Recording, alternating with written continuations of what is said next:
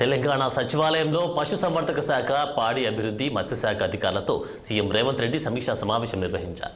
రాష్ట్రంలో గొర్రెలు, చేపల పంపిణీ పథకాల్లో జరిగిన లావాదేవీలపై సమగ్ర విచారణ చేపట్టాలని సీఎం రేవంత్ రెడ్డి అధికారులకు ఆదేశాలు జారీ చేశారు. ఈ పథకాలపై విజిలెన్స్ ఇచ్చే ప్రాథమిక నివేదికలో ఏదైనా అవినీతి, అవకతవకలను గుర్తిస్తే వెంటనే ఆ వివరాలను ఏసీబీకి అందించాలని అధికారులకు సూచించారు.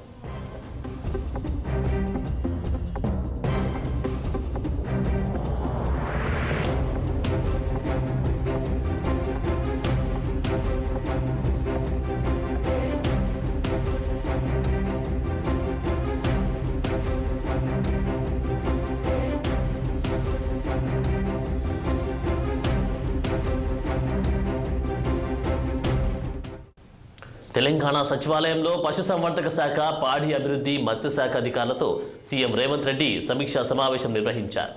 రాష్ట్రంలో గొర్రెలు, చేపల పంపిణీ పథకాల్లో జరిగిన లావాదేవీలపై సమగ్ర విచారణ చేపట్టాలని సీఎం రేవంత్ రెడ్డి అధికారులకు ఆదేశాలు జారీ చేశారు.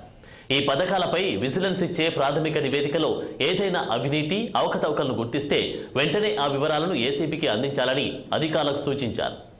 ఇక ఇదే అంశానికి సంబంధించి తాజా అప్డేట్స్ మా ప్రతినిధి మణికంఠ అందిస్తారు. మణికంఠ, మేడం, ఏదైతే గత ప్రభుత్వం బీఆర్ఎస్ ప్రభుత్వం అయితే ప్రతిష్టాత్మకంగా గొర్రెల పంపిణీ అనేది నిర్వహించిందో అందులో అనేకమైన స్కామ్ అయితే బయటపడిందని చెప్పుకోవచ్చు. అంటే అటు డైరెక్ట్ గవర్నమెంట్ ఆఫీసర్లే స్కామ్ చేసేది ఒక ప్రశ్నార్థకంగా మారినప్పటికీ కూడా సో వారిపై ఏసీబీ అధికారులు అటు చర్యలు తీసుకున్నప్పటికీ కూడా ఈరోజు అయితే సీఎం సమీక్ష అయితే నిర్వహించారు.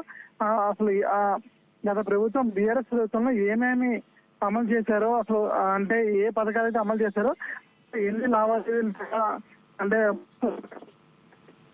పరిస్థిస్తున్నారో అని చెప్పుకోవచ్చు ఆనంద్. ఎందుకంటే మనం చూసుకుంటే అటు డ్రగ్స్ కానివ్వండి, లేదంటే ఇతరత్ర ఇప్పుడు గొర్రెల పెంపకం, గొర్రెల స్కీమ్ కానీ అన్ని స్కీముల్లోనూ ఏదైతే కేసీఆర్ ప్రవేశపెట్టిన స్కీములు అన్నింటిలోని కూడా అధికారులు చేతివాటాలు చూపించారని చెప్తున్నారు ఆనంద్.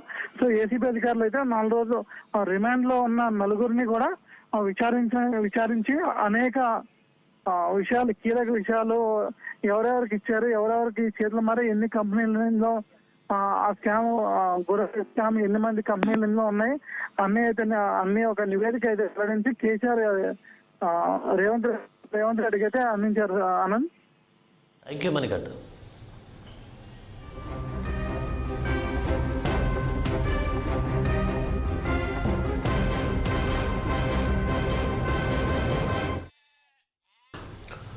కృష్ణా జిల్లా గుడివాడ